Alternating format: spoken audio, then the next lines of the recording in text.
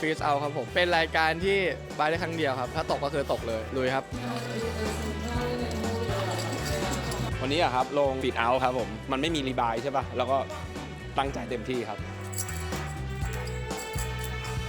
สวัสดีครับก็วันนี้เราจะลง No Limit Hold'em Freeze Out นะครับก็เป็นรายการที่คนน่าจะลงเยอะมากๆนะสำหรับวันนี้ได้เป็นโต๊ะยังไม่มี ฟอร์น่าจะบอกอีกทีนึงกำลังจะลงนะฮะเราฟรีสเอาน่าจะเลเวลเท่าไหร่แล้วก็ไม่รู้น่าจะผ่านไปสักพักนึงแล้วนะฮะเพิ่งพร้อมจะมาลงรายการสุดท้ายก่อนจะไป APT Party แต่หวังว่าจะไม่ได้ไปปาร์ตี้เพราะว่าเราต้องเข้า Final Table ก่อนนะครับแล้วจะไปพบปะกับทีมสตาร์คนอื่นๆนะครับพบปะพูดคุยจิบน้ำชากันบนโต๊ะรอกันได้เลยว่าจะอยู่โต๊ะใคร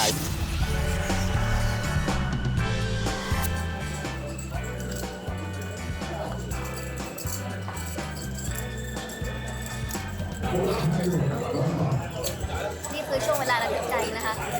อีกหนึ่งคนเท่านั้นก็คือ Stone Bubble แล้วก็มีโต๊ะ All In หลายโต๊ะด้วย เราก็จะทำการ ITM แล้ว แค่คนเดียวเท่านั้นโต๊ะนั้นน่ะลุ้นกันอยู่นะคะ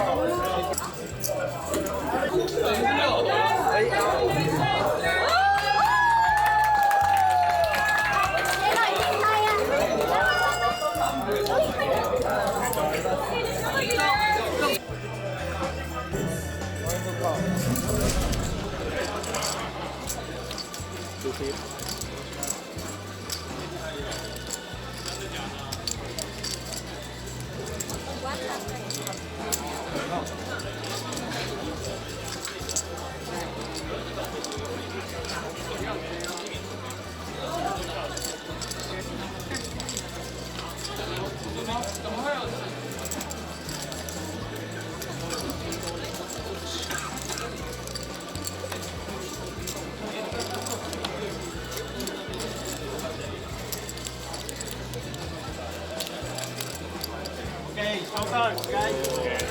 หลังจากกลับไปทำงานที่ไทยนะคะ แล้วก็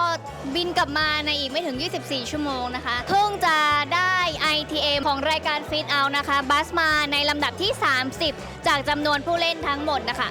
501 คนค่ะ ซึ่งรายการ Fit Out เนี่ยคือกลายเป็นว่าเป็นรายการที่ค่อนข้างใหญ่สำหรับวันนี้เลยนะคะ แล้วก็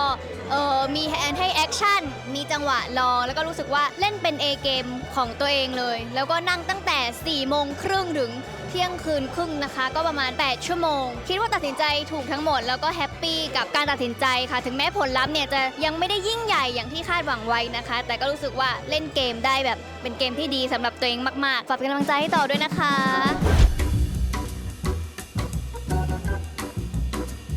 ตอนนี้อาการก็ลงให้เปิดเทอร์โบครับผมได้โตแล้วใช่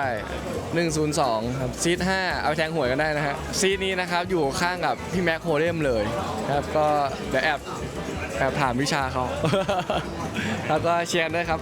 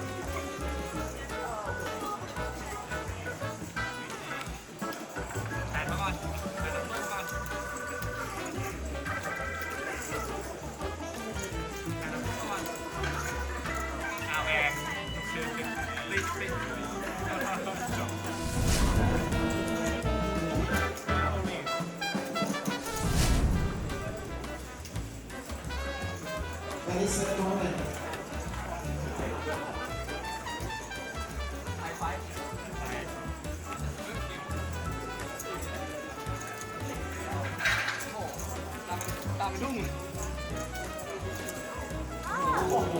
อะไรอ่ะแปดแล้วเดือดครับแค่สองรอบนะเราไม่อยากทำกันเองต้องย้ำนะแต่เราต้องเล่นแล้วเราเล่นที่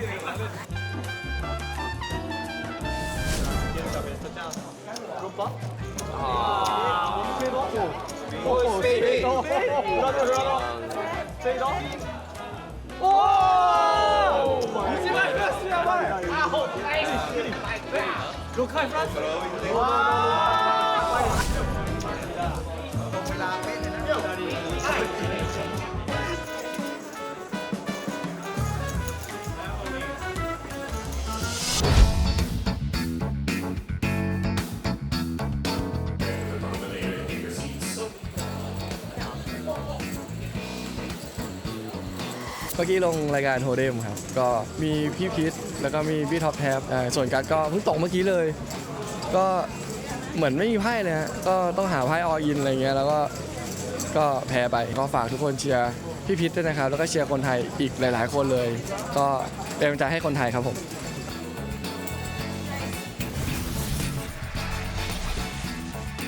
ครับผมวันนี้ก็เล่น No Limit Hoem ครับผมเล่นตั้งแต่5 โมงครับตอนนี้ตี 1 กว่าแล้วครับก็ได้อันดับ 30 ครับผมฟลิปแพ้ตกไปครับผมก็เป็น ITM ครั้งแรกครับแล้วก็วันนี้มาวันแรกด้วย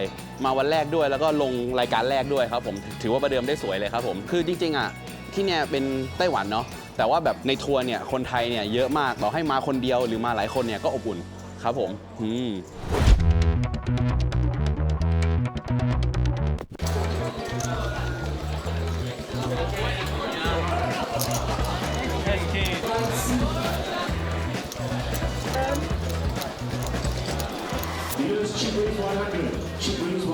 เอาดีทางสับปะรดนี่แหละครับ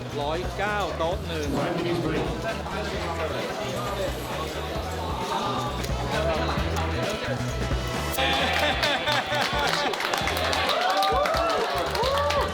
เกมเรื่องไม่เป็นเรื่องเนี่ย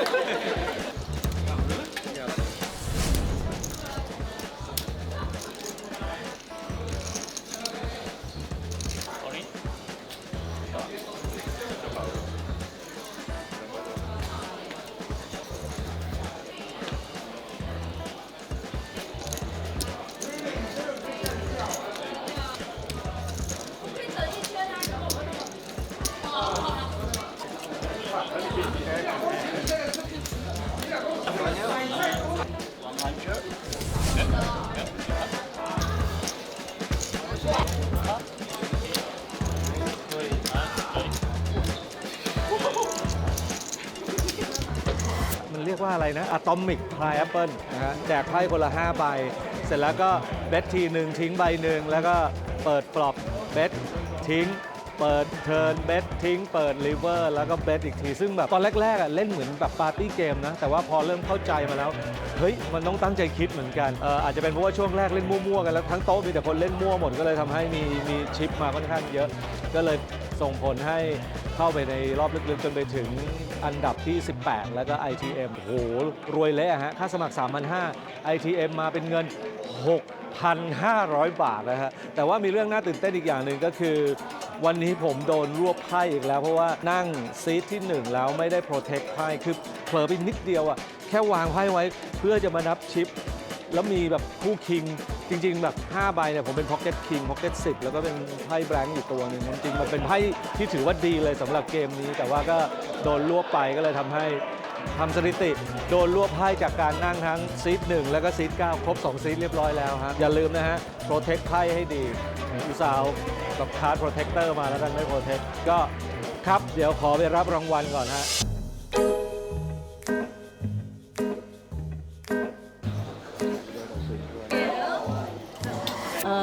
รู้สึกตื่นเต้นนะ คือจริงๆ รอบนี้น่าจะมีวูเมนหลายวันมาก แต่ว่าวันนี้ก็คือน่าจะเป็นรายการที่ใหญ่ที่สุด แต่ละคนก็คือเก่งมาก ผู้หญิงก็คือเหนียวจริง ตอนนี้ก็มีอยู่ประมาณ 400,000 ค่ะ ก็คือ average ถ้าเปรียบเทียบมันจะมีคนหนึ่งที่เยอะสุดอะน่าจะประมาณ 800,000 คิดว่าก็น่าจะเล่นยากเพราะว่าเขาอะอยู่ข้างหลังเราด้วยก็อาจจะโดนเพชเชอร์เยอะอะไรแบบนี้ก็ฝากติดตามด้วยนะคะ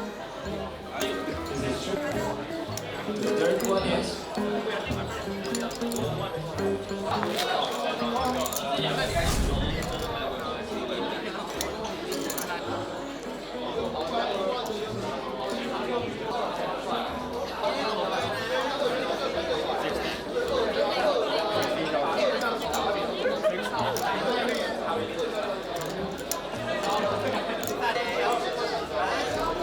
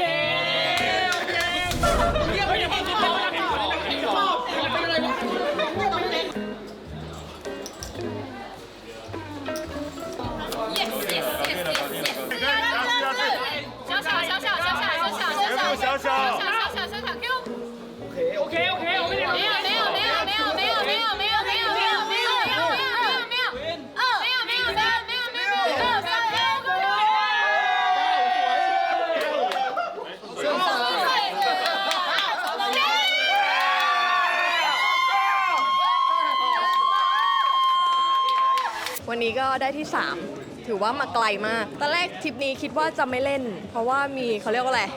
อีโมชั่นอลไม่ค่อยดีหัวร้อนง่ายค่ะ ไปกินข้าวกับพี่เต้นมาพี่เต้นก็เชียร์ว่าลองเล่นหน่อยขำๆอะไรอย่างงี้ ก็เลยลง แล้วก็พอเล่นกลางรายการมันก็มีแฮนด์ที่เราเทคมาบ้างไม่ได้บ้างฟลิปไม่ผ่านอะไรอย่างเงี้ยแต่ว่ามันมาตอนท้ายๆอ่ะก็คือผู้หญิงเริ่มหนืดแหละเขาเลือกเล่นไพ่กัน แล้วเราก็มาเสียแฮนด์ใหญ่ท้ายๆอะไรอย่างเงี้ยก็เลยได้ที่ 3 มา แต่ว่าไม่เป็นไรเพราะว่าคิดว่ามาไกลมาก ไม่ได้มีการเทรนก่อนมาแข่งครับ แต่เมื่อกี้มีดูเทลแล้วก็พยายามบอกว่าต้องเล่นยังไงอะไรเงี้ยก็มีบอกว่าคนนี้แบบเรสบ่อยเกิน เราต้องแบบหาช็อตเช็คเรสอะไรเงี้ยแล้วก็คนนี้แบบเขาเล่นไพ่จริงอย่างเดียวเราอาจจะต้องระวังเขานิดนึงอะไรเงี้ย แต่จริงๆ เมื่อตอนที่พี่เต้นบอกอะที่ตอนที่เขาเรียกอะไรใกล้ ITM อะก็คือเราอะเพชเชอร์คนอื่นได้เยอะมากเราได้ขึ้นมาเกือบแบบ 200,000อะ200,000 ชิปอะก็เลยคิดว่าอันนั้นก็น่าจะเป็นจุดที่เราพอเรามีชิปแล้วเราเล่นเพชเชอร์เขาตอน ITM ก็ถือว่าได้เปรียบค่ะ ก็ได้ชิปมาตอนนั้น เรียกว่าไงเล่น ICM ละไปขั้นหนึ่งละเดี๋ยวสักพักเก่งกว่าผมละโอ้โหวันนี้ล้านเต็มร้อยครับล้านเต็มร้อยโอ้โหเล่นดีมากเห็นช็อตที่ all in นี่กันนี่คือบลัฟนะโอ้โหอ่านขาดอ่านว่าเขารอไม่ติดแล้วชาร์ปเลยโหเล่นดีมากเล่นดีแล้วมีสายช็อตที่เล่นดีครับแต่เมื่อกี้แบบเจอคุณเลอร์ไงท็อปแพดท็อปคิกเจอเขาติดฝักสมอลบิ๊กไลน์โดนอยู่แล้ว สนุกมากเลย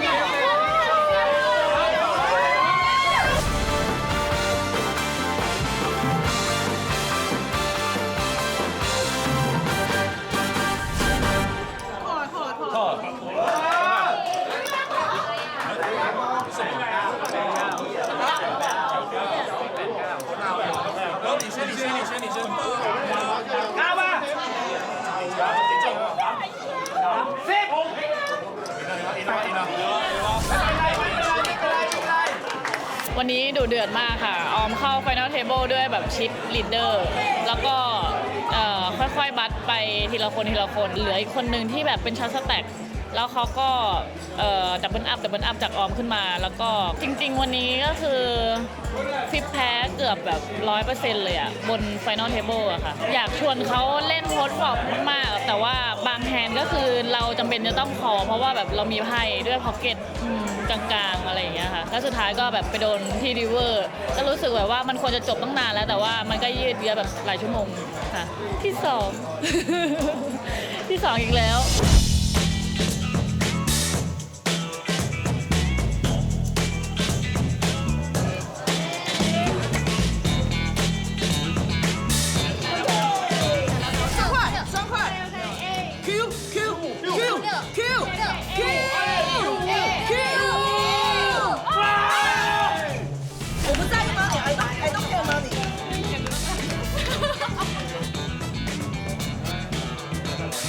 วั วันนี้มาลงรายการ Women Event ค่ะ สถานการณ์ตอนแรกๆเลยอะค่ะ ชิปขึ้นมาเป็นชิป lead อยู่ช่วงหนึ่งค่ะ จนกระทั่งช่วงก่อนเข้า ITM ก็พยายามดับเบิลอัพชิปขึ้นมาจนเข้า Final Table ได้เป็นชิปที่ช็อตสแต็กที่สุดในโต๊ะค่ะ แล้วดันได้แฮนด์ที่แบบทำให้เราสามารถดับเบิลอัพมาได้2รอบค่ะกลายเป็นชิป lead บนโต๊ะแล้วก็หลังจากนั้นก็เล่นง่ายขึ้นแล้วก็มีแฮนด์ที่เราไปโดน AA รอบหนึ่งหลังจากนั้นก็หวบไปประมาณครึ่งสแต็กได้แต่สุดท้ายก็กลับมาฟลิปชนะได้ค่ะถ้าในของ APT เป็นแชมป์ที่3แล้วค่ะก็ดีใจค่ะในที่สุดก็สักทีนึงเพราะว่ามาทัวร์นาเมนต์รอบนี้ที่ไทเปอะค่ะยังไม่ได้ถ้วยเลยได้เต็มที่ก็คือเข้า Final Table มาได้ที่ 7 ไปค่ะอันนี้ก็เป็นถ้วยแรกของตัวทัวร์นาเมนต์นี้ค่ะก็จะลุยต่อค่ะ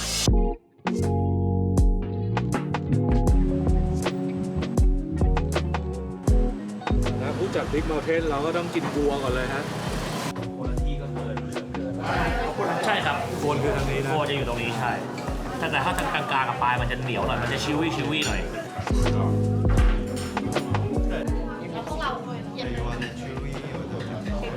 tender this one ที่จะเราอะไรครับ พี่สั่งแบบนี้เนี่ยคนยิง1 2 3พี่แชร์กับไอ้3ตัวจะได้กินแบบ ได้หลายๆอย่าง ไม่เหมือนกันใช่ yes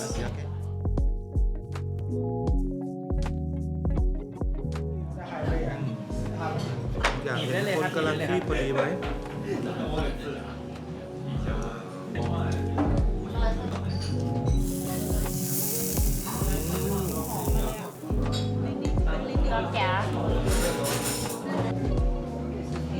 ให้ลูกค้าก่อนให้ลูกค้าเลยโอ้โหจูงได้เลยรักแล้วไปแล้วโอเค sorry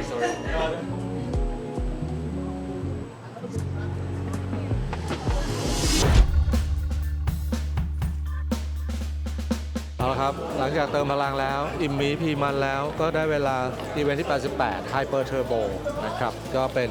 ค่าสมัคร 10,000 บาท และดูเหมือนได้รับความนิยมมากคึกคักมากจนต้องมาต่อแถวเป็น waiting list นะฮะ รอโต๊ะว่างแล้วถึงจะได้เข้าไปเล่นโอ้นี่ขนาดเขาเพิ่มโต๊ะถึงแบบ100 กว่าโต๊ะแล้วเนี่ยนะแต่ว่าความคึกคักของทัวร์นาเมนต์นี้นี่คือต้องยอมรับว่าผู้เข้าแข่งขันเยอะจริงๆแล้วก็เนี่ยเวลาขณะนี้นี่3 ทุ่มแล้วแต่ดูความคึกคักที่ยังเกิดขึ้นอยู่ที่นี่ เดี๋ยวก็รู้ฮะว่าจะรอดไหม开始了โอเคโต๊ะ8ที่นั่งที่ 4 5 บาทครับ สวัสดีครับ ค่ะมาครั้งแรกในชีวิต ทราบว่า ITM ไปหลายรางวัลแล้วใช่ไหมครับ 2 รางวัลเลยค่ะเขาบอกว่าอยากให้ใช้สมองเนี่ยอยากให้เป็นแอนติเมต ใช้คุ้มเลย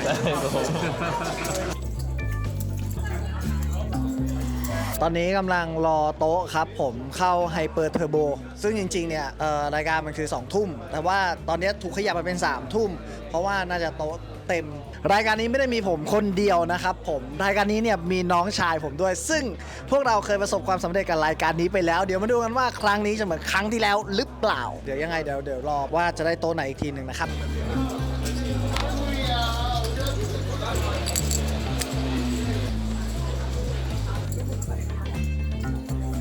ตอนนี้เราอยู่กับรายการจริงๆมันคือเทอร์โบนะครับแต่ว่านี่ก็คือเหล่าผู้ชอบฟลิปทั้งหลายนะครับมันเยอะจัดต่อแถวยาวมากเขาเลยเปลี่ยนเป็นไฮเปอร์เทอร์โบซะเลยนะฮะก็ค่าสมัคร 10,000 US ดอลลาร์ไต้หวันนะครับคิดว่าน่าจะประมาณ200 คนบวกรอบนี้ผมเอา RTM ละจะเอาแชมป์อย่างเดียวไม่ได้แล้วเดี๋ยวไม่ได้เงิน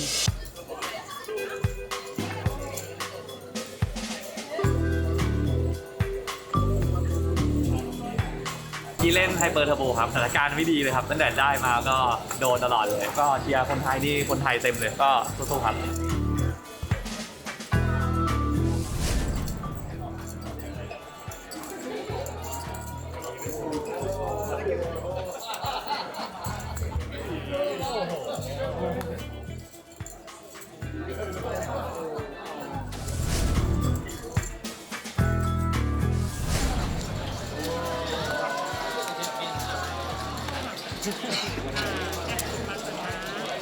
ลายยีนะครับแจ็คมาก็ยังดี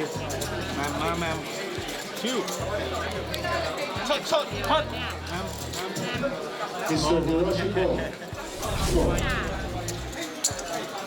ไฮเปอร์เทอร์โบฮะ ซึ่งแบบเร็วมากช็อตคล็อกแบบ 5 วินาทีฮะ แล้วก็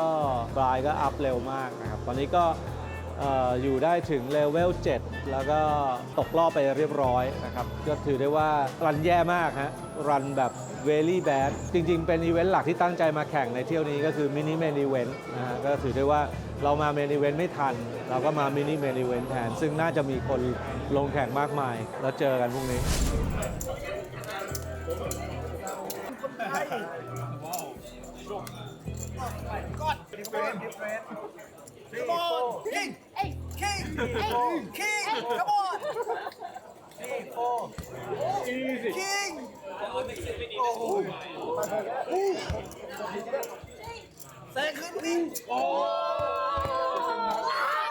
นัดฝัดกับเซคันด์นัดเรียบร้อยตามเขาเรียกว่าตายในทรงเมื่อกี้แตกเรียบร้อยครับผมก็คือผมถือคิง8ซูทนะครับ แล้วก็ไปเจอเอ็ดคิงซูทเนาะเราออินใส่กันตั้งแต่พีฟอร์แต่ผมแบบช็อตสแต็กมากเขานัดฝัดผมเซคันด์นัดครับก็เรียบร้อยตามระเบียบครับแต่ว่าน้องชายผมยังอยู่นะฮะยังไงก็เป็นกำลังใจให้ด้วยแล้วกันครับโอ้โหอาไทยจากสีบิ๊กโอ้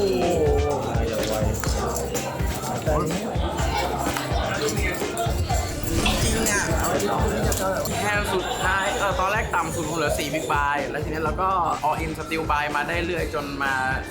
เมื่อกี้ก่อนตกมีประมาณ9บิ๊กบายครับแล้วก็ผมเป็น UDG ผมได้ Pocket King ก็ Open Race ตามปกติ แล้วทีนี้ครับมีคนออินยัดใส่ผมครับ A Jack Suit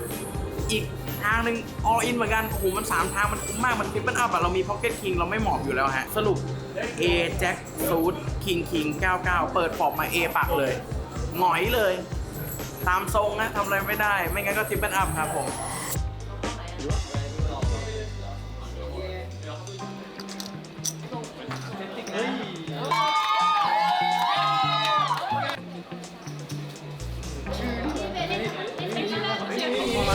ฟิปได้เราหนักเราเล่นโอ้โห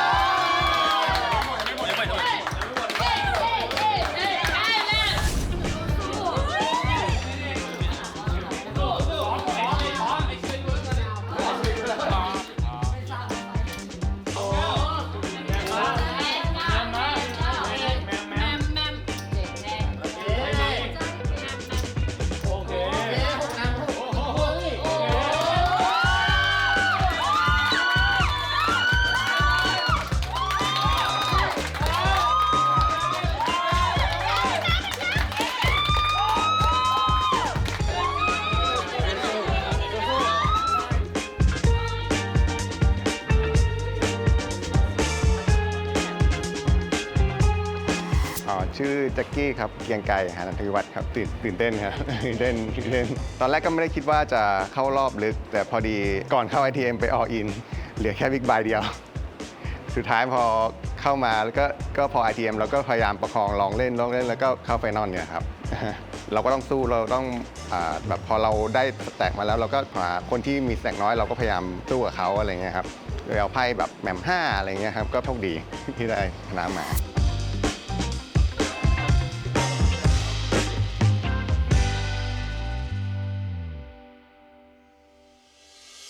เตรียมเสื้อมาเรียบร้อยแล้วนะครับเป็นเหมือนกับขวัญและกำลังใจ เดี๋ยวเด็กหงกับเด็กผีจะไปเจอกันใน Final Table รายการนี้ค่ะป๋า yes ในที่สุดหลังจากที่ปีที่แล้วนี่เหี่ยวแห้งมาก no, no, no.